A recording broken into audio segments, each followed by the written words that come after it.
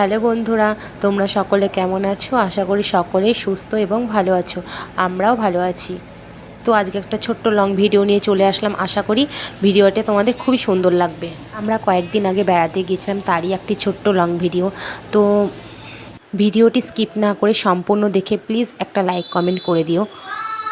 আমরা প্রথমেই চলে গিয়েছিলাম তারকেশ্বর মন্দিরে। তো তারকেশ্বর মন্দিরে যাওয়ার জন্য আমাদের সারাফলি ঘাট পার হয়ে যেতে হয়েছিল। তো ট্রেন থেকে অনেকটাই হাঁটতে হয়। আমরা হাঁটতে হাঁটতেই যাচ্ছিলাম। চারিদিকে মেলা বসেছে, দেখো। এই হচ্ছে তারকেশ্বর মন্দিরের গেট। অবশ্য মন্দিরে ঢোকার পর আর ওরা ভিডিও করতে দেয়নি বা ফটোও তুলতে দেয়নি। এই পর্যন্তই তোমাদের দেখাতে পারলাম। তারকেশ্বর মন্দিরের সামনে একটা ছোট্ট জলাশয় মতো আছে, এখানেই সবাইকে পা ধুয়ে তারপর মন্দিরে ঢুকতে হচ্ছিল। আমরা পুজো দেওয়ার পর এখানেই একটা হোটেলে নিরামিষ ভাত খেয়ে নিয়েছিলাম, কেননা আমরা সকাল থেকে কিচ্ছু খাইনি। তাই খাওয়া দাওয়া শেষ করে রওনা দিয়েছিলাম চিড়িয়াখানার উদ্দেশ্যে।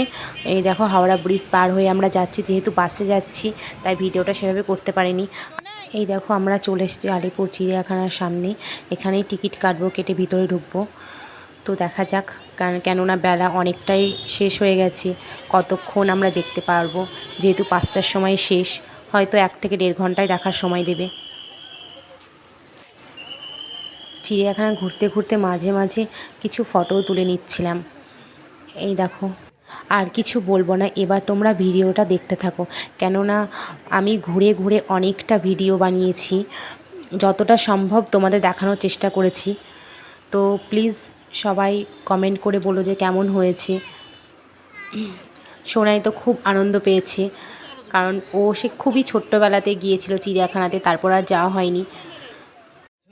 তোমাদেরও সাজেস্ট করব, যদি বাড়িতে ছোট বাচ্চা থাকে অবশ্যই কিন্তু চিড়িয়াখানাতে ঘুরিয়ে নিয়ে এসো, কারণ বাচ্চারা খুব আনন্দ পাবে। এখানে রাখা হয়েছে বিভিন্ন ধরনের সাপ। তো সাপগুলো কাচের মধ্যে আছে, যতটা পরিমাণ আমি দেখানোর চেষ্টা করছি। তো এমনভাবে সাপগুলো জড়িয়ে আছে, মানে চোখের পুরো ধাঁধা লাগিয়ে দিচ্ছে। সময় সময় তো বোঝাও যাচ্ছে না যে কোথায় আছে সাপ। এখানে আমি তো খুঁজে পেলাম না, তোমরা কি বুঝতে পারছো যে কোথায় আছে? পাথরের উঁচু উঁচু ঢিবি করা আছে, হয়তো ওর মধ্যে লুকিয়ে আছে।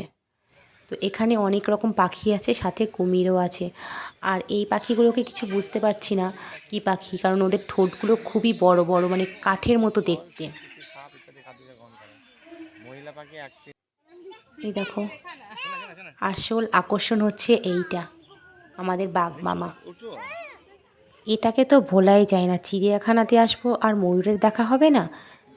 সত্যি কথা বলতে আমাদের লাকটা হয়তো ভালো ছিল। কেন বলো তো, ময়ূর তো সবসময় পেখম মেলে না না, কিন্তু আমরা দেখো পেখম মেলা অবস্থাতেই ময়ূরটাকে দেখতে পেলাম। আর ওদিকে সাদা রঙের ময়ূর আছে, সাদা ময়ূরটা হলে খুব ভালো হতো।